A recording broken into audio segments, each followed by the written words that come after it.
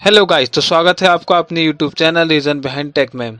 तो गाइस, आज की वीडियो बहुत ज़्यादा इम्पोर्टेंट है। आज हम देखने वाले हैं कि हम अपने ट्यूटोरियल में कौन सी वेबसाइट बनाने वाले हैं। और गाइस, अभी तक हमने अपने ट्यूटोरियल में जेंगो का डेवलपमेंट सर्वर सेटअप कर लिया था, जेंगो का इंट्रोडक्शन देख लिया था।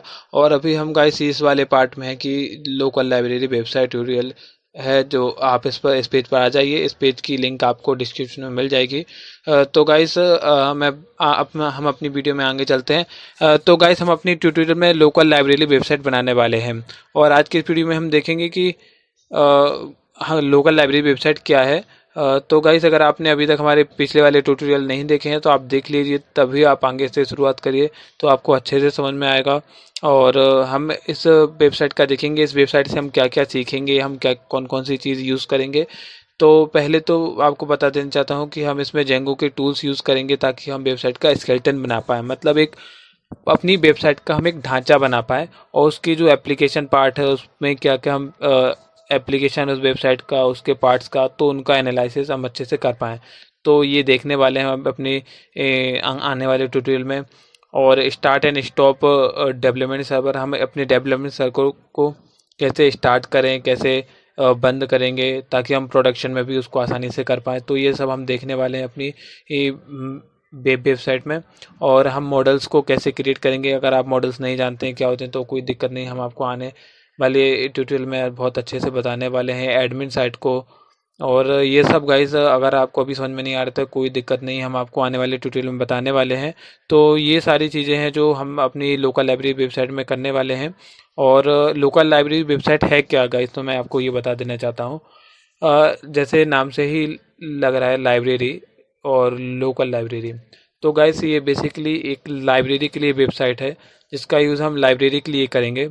और गाइस, लाइब्रेरी के लिए ये वेबसाइट इसलिए ली गई है क्योंकि जो जेंगो की जो ये जो पी डॉक्यूमेंट है MDN का, मोजिला का।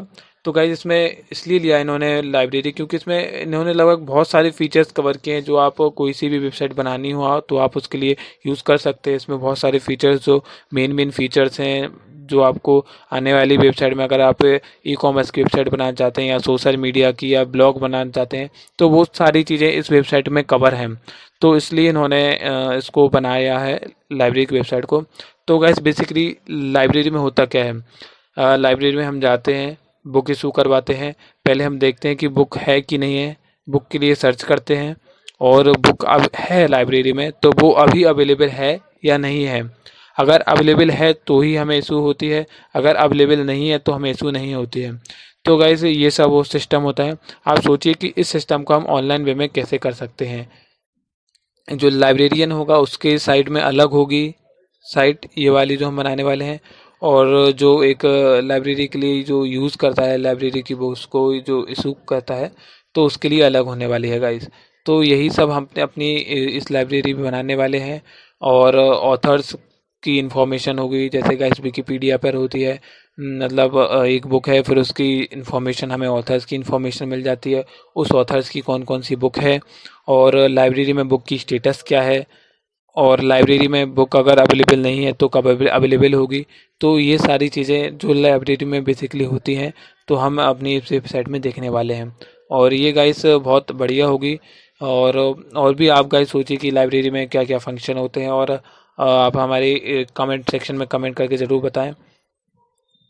ये है गाइस, तो हमारी जो उसकी बुक है, कोई कुछ एप्लीकेशन उन्होंने यहाँ भी दी है कि बुक्स है, बुक्स की कॉपीज़ ऑफ बुक्स, बुक्स की कौन कौन सी कॉपी हैं, अगर कॉपी अवेलेबल है कि नहीं है, ऑथर्स के बारे में, और जो अदर की इन्फॉर्मेशन होती है वो उसका हम यूज़ करने वाले हैं अपनी वेबसाइट के लिए बनाने के लिए। तो गाइस, आप अपनी इस वेबसाइट को किसी ब्लॉग से भी रिलेट कर सकते हैं या फिर आप ई कॉमर्स वेबसाइट से रिलेट कर सकते हैं। जैसे कि लाइब्रेरी में बुक की जगह अगर आप किसी प्रोडक्ट को रख लें, तो वो प्रोडक्ट अभी अवेलेबल है कि नहीं है, इन स्टॉक है या आउट ऑफ स्टॉक है, और वो कब आएगा स्टॉक में, अगर वो आप किसी को ख़रीदेंगे तो ऐसा आप उससे रिलेट कर सकते हैं। और गाइस, जो हमारे ऑथर्स की जो पब्लिकेशन है उसको आप, या बुक की डिटेल्स वगैरह हैं, उसको आप किसी ब्लॉग से कोरिलेट कर सकते हैं। तो गाइस, आप थोड़ा दिमाग लगाइए और कोरिलेट करिए कि हम इस वेबसाइट को बनाने के बाद हम बहुत सारी वेबसाइट, कोई सी भी वेबसाइट को बनाने के लायक होंगे। तो गाइस ये हमारी बेसिकली लोकल लाइब्रेरी की वेबसाइट थी और इसको हम बनाएंगे अपने ट्यूटोरियल में। और ये जो छोटी छोटी चीज़ें हैं आप इसको करके एक बहुत बड़ी लाइब्रेरी के फीचर्स इसमें इंक्लूड हो जाएंगे। तो आप इस वेबसाइट को ज़रूर देखिए जो हम बनाने वाले हैं। और गाइस इन्होंने बताया कि अब मुझे कोड कहाँ से मिलेगा, जैसे मैं तो अपना कोड करके चला जाऊँगा और लेकिन आपको कोड कहाँ से मिलेगा, अगर आपको कुछ नहीं आ रहा है, मैं तो अपना यहाँ पर करूँगा कोड और चला जाऊँगा, लेकिन आपको कैसे मिलेगा कोड। तो गाइस उसकी भी कोई दिक्कत वाली बात नहीं है। जेंगो की जो ये ट्यूटोरियल है मोज़िला की, इन्होंने काफ़ी पूरी मतलब इंतज़ाम करके दिया है आपके लिए। तो ये इन्होंने इसमें स्निपेट्स दिए हैं कोड के, तो आप वहाँ से उनको कॉपी पेस्ट करिए, अपनी बनाइए और आप उनको समझिए, मैं समझाऊंगा आपको। और ये गिटहब पर भी हैं उनके पूरे कोड, तो आप यहाँ से इस लिंक पर जाकर आप गिटहब पर भी जा सकते हैं इनके।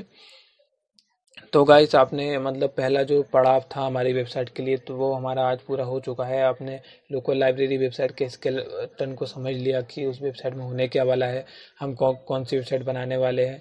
तो गाइस आगे की जानकारी हम अगले वीडियो में कवर करेंगे और ये ट्यूटोरियल हमारा जल्दी जल्दी फिनिश होगा गाइस। तो आप इस वेबसाइट अच्छे से बने रहिए और देखते रहिए हमारे वीडियो को। Thank you guys for watching this video.